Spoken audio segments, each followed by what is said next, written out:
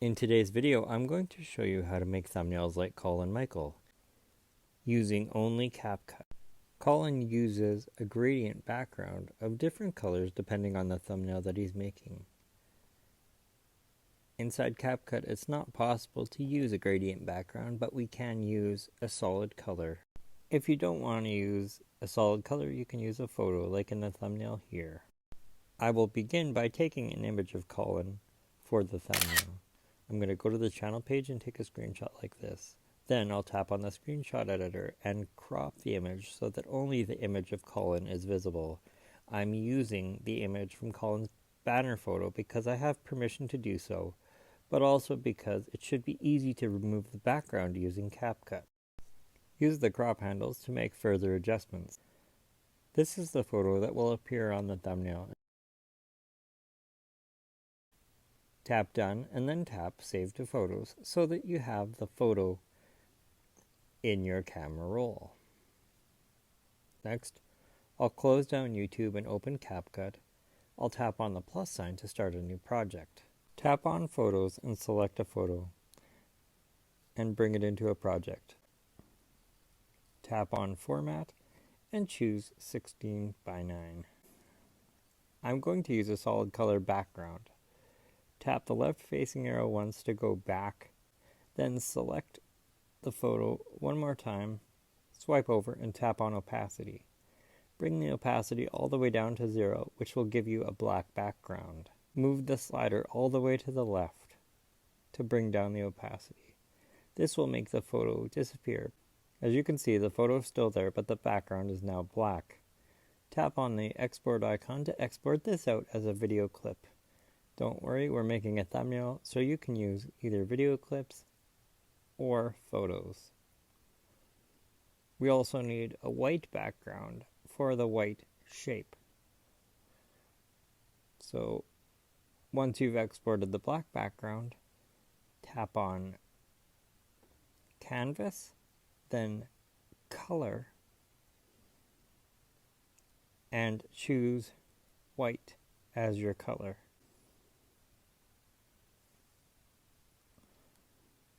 And then export this out as another video clip. If you'd like to use photos, you can also take screenshots to capture the black and white areas. I think Colin uses a gradient background, but it's not possible to use a gradient background inside CapCut unless you use another app to create it. I'm going to use this solid blue color. Just tap on a color to select it. Then tap on the left facing arrow to go back to the main toolbar. Make sure your playhead is at the beginning of your clip.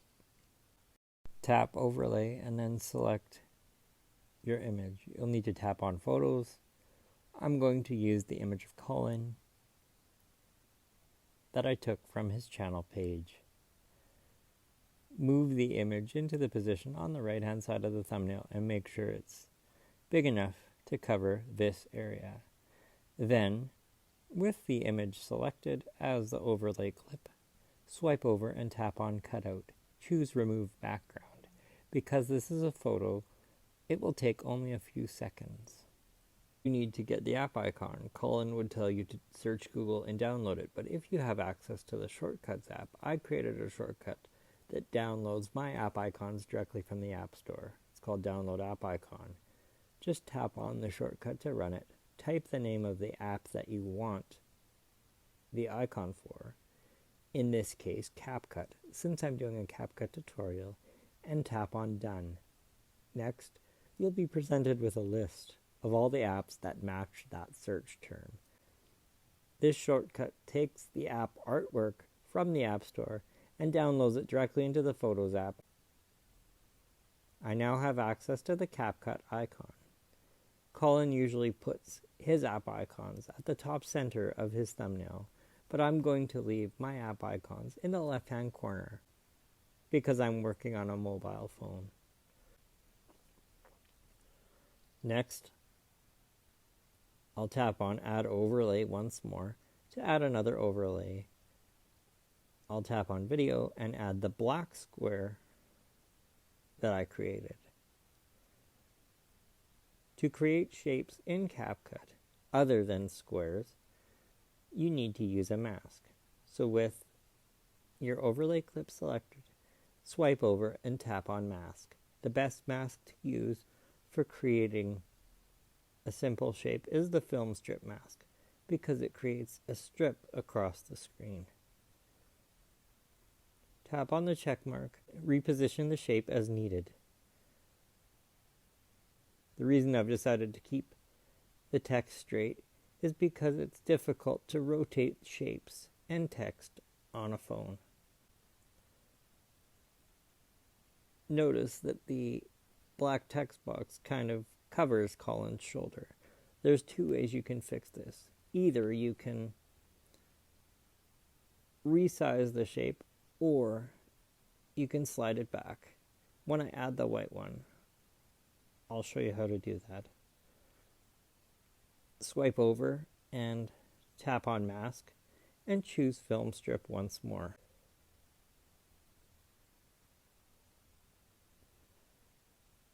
Then tap on the check mark and move the second box into position.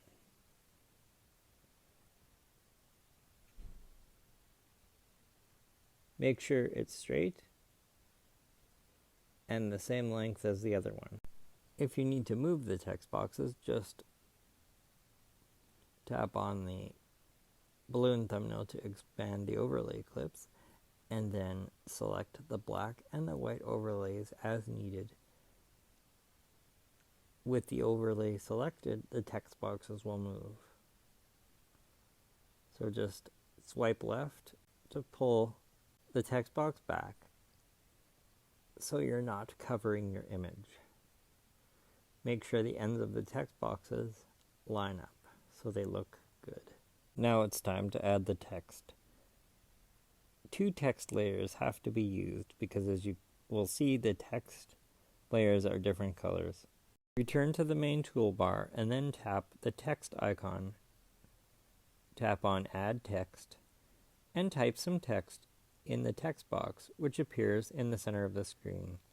Leave the text box in the center of the screen for now because this will make it easier to resize and reposition the text. If you change the font, the size of the text may change. I'm going to use the text "Make My Thumbnails." So "Make My" will be in the first text layer and "Thumbnails" will be in the second text layer.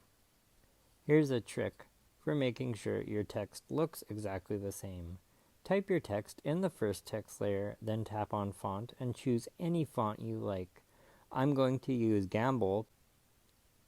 Notice when I selected Gamble, the size of the text changed.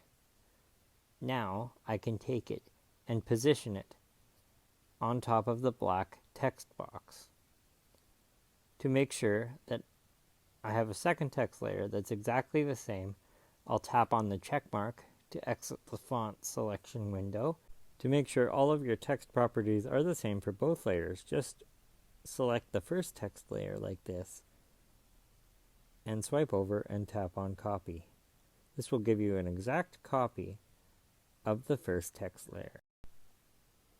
Select the second text layer and slide it down onto the white text box like this. Notice that I've moved the text, however you can't see it because the color matches the text box. You can double tap on the second text layer to bring up the keyboard and change the text, and then change the color from white to black to make the text visible. Delete the text that's there and add your own. I'm going to type thumbnail. Tap on Style just above the keyboard and then select black from the color palette to change the text color from white to black, and now the text is visible. It might look better to have thumbnails instead of thumbnail, so what you can do is double tap the second text layer one more time to bring up the keyboard, and this will allow you to change the text. By long pressing on the spacebar, you can turn the keyboard into a trackpad. which will allow you to move the cursor to wherever you need to quickly and make your changes. You may need to resize and reposition the text.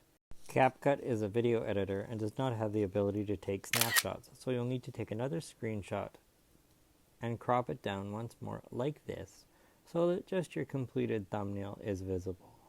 Then tap on Done and tap Save to Photos to save your completed thumbnail.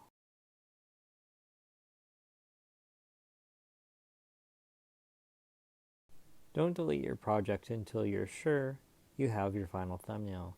If you want to create the gaps in between the text boxes, you can adjust the masks for each of the boxes. If you'd like access to the shortcut I use to download my app icons so you can download app icons for yourself, there will be a link in the description. Watch this video recommended by YouTube.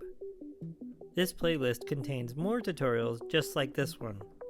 Don't forget to subscribe and hit that notification bell so you're notified when I upload a new video. Join me next time.